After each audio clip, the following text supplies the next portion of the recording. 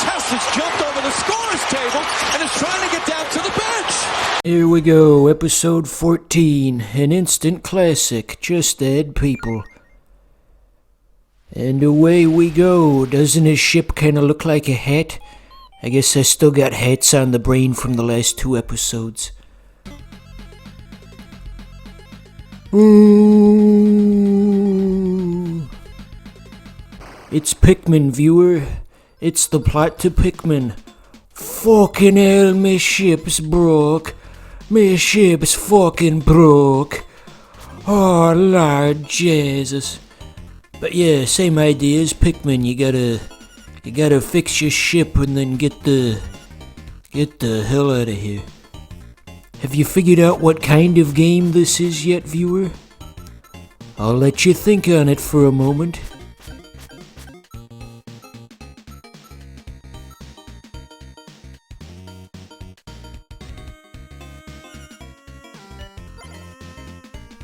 That's right, viewer, it's an idle game. Spend money to make money. Just like Adventure Capitalist, or Cookie Clicker, or Third Thing. Just do a simple, repetitive task over and over again and recursively get better with time. You don't win, you just do a little better every time. This is gonna be the best episode ever. You're gonna watch me stand here and just repetitively whack on this thing over and over again. Quality content. Okay, so now we got 2 of them. And our next target is 160. This guy over here kinda looks like Ding Dong VG.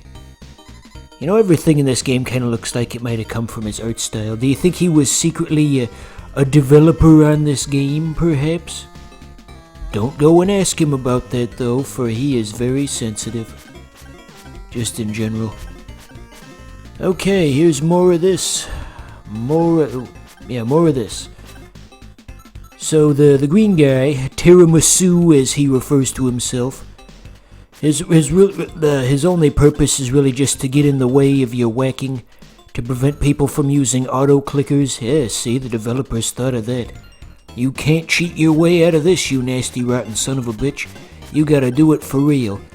So when you hit one particular spot too much, he'll walk in front of you, and he'll block your progress. Yupperoni. Are we having fun yet? So that additional thing we picked up just now is an ingot that can be spent on a number of things, and we're gonna use it to rebuild the meat shack.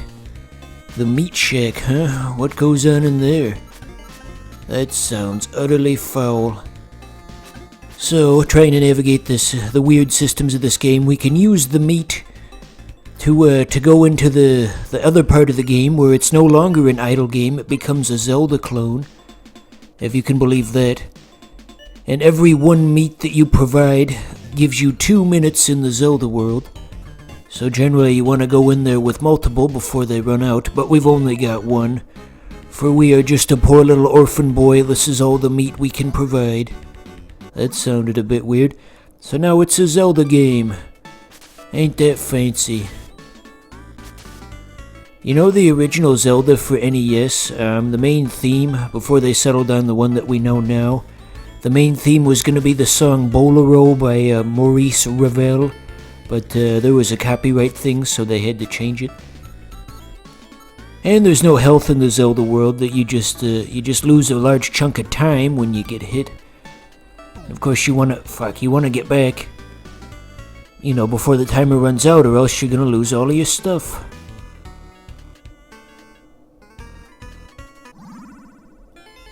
So we didn't really get anything out of that. I guess the goal is really to use what limited time you have to memorize the layout of the land, so that when you have more meat later, you can go around and actually do things because you know where all the stuff is. Blighty was his country back, 50-inch screen in his cul-de-sac. Whooping charmer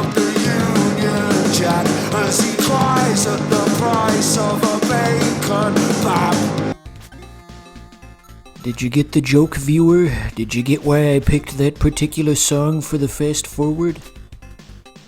It's because it's idols and we're playing an idol game. Hardy har har. I'm the funniest guy in my apartment. So anyway, you think the lead singer guy from Idols is gonna get a notification that somebody used his song in a video and he'll say, "Who's this fucking swamp?" Honestly, I hope that happens. That would be funny. He'd be like the third most famous guy I've ever interacted with if that happened. Yep. Still no meat. You think there's some fucking dweeb out there who uses this game for an allegory of the ills of capitalism? He says, "We stand here and toil away at our own crystals every day, just so we can make some meager amount, in the hopes of spending it that we can get a slightly larger amount of crystals the next time. Ho hum, none of these things would happen under socialism. Reddit tells me under socialism, free money falls from the sky and nobody ever has any problems ever. What's that you say? We already have socialist countries and life's not like that over there? Well, that's not real socialism, you see. It's not real socialism until somebody sends me a check every day, until I can make so much money that I can just be some fat fuck who sits in a chair and eats cheese puffs 8 hours a day. Maybe even 12 hours a day if I'm feeling adventurous. That's what socialism means to me." And then a transparent American flag waves in the background behind him. Yeah, somebody's gonna think all of that after playing Pilot's Quest and UFO 50. What did the tree say, 600? We gotta be getting close. Oh, and also, like any good idle game, there's a neat feature in this where, the ticking upwards crystal counter, it still goes even when you're not playing the game. You can go fuck off and do something else, and it'll still be there when you get back. The number will be higher than when you left it. It just syncs with the system clock. See, we can just play a totally different game. All the while, we're still making money on the side. Just like an Adventure Capitalist. You know, I once left Adventure Capitalist running for a full calendar year without playing it. And then I came back and it's like, holy fuck. So yeah, a micro version of that's going on right now. It's a simple message, and it comes from the heart. Believe in yourself, for that's the place to start. And I say, hey, what a wonderful kind of day. To learn to work and play, and get along with each other. Hey, what a wonderful kind of day. Hey, what a wonderful kind of day. Hey. And we're back. See how easy that was? We didn't even have to play the game. We earned 216 moondrops and we didn't have to do squat. Okay, the next target's 2560, and that is a very specific number, you see, because the counter can't go that high. We're actually locked out of getting more. All of this comes into play later. But yes, indeed, how convenient. We don't even have to play the game and it just gives us stuff. You know, journalists complain about game difficulty. Well, this is their ultimate dream game. A game you don't even have to play. But because of that max on the counter, they put that there for a reason. You can't just turn the game on and go watch the Edmonton Oilers for 3 hours, you see. You have to play the game somewhat because it maxes out. The crystals max out, that is. At around maybe 2,000, I want to say. I want to wait a bit with the meat. A, because we don't have enough money. And B, if we wait long enough, we can get 2 of them at a time. And then we can go into the Zelda world for 4 minutes instead of 2.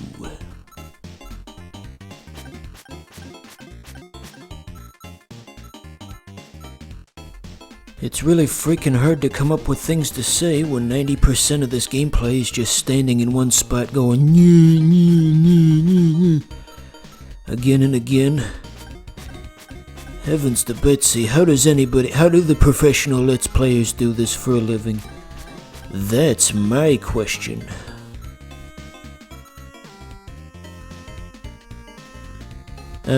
So I guess originally I said I was gonna wait for 2 meets, but I don't think that's gonna happen anytime soon, so let's see how far we can get on just 1. I mean, hey, it's something, you know? Speaking of meat, you guys ever watch Mr. Meaty on Nickelodeon? I guess I don't really have a follow-up statement for that, but yeah, that was a show that existed. All kinds of creatures, fresh off the grill. So come on down to Mr. Meaty where friends meet. You know, maybe we have to upgrade the meat shack so that it can hold 2 at a time. That does kind of sound like something now that I think about it. However, I've managed to get a meat of my own and 2 ingots. I'm getting a hell of a haul here. If we can get back safely, we are practically gonna win the game right then and there. I guess the drops are randomly generated, so sometimes you get a good run and sometimes you don't. But yeah, this is an abnormally good run. Famous last words. It's as if I know something's going to happen.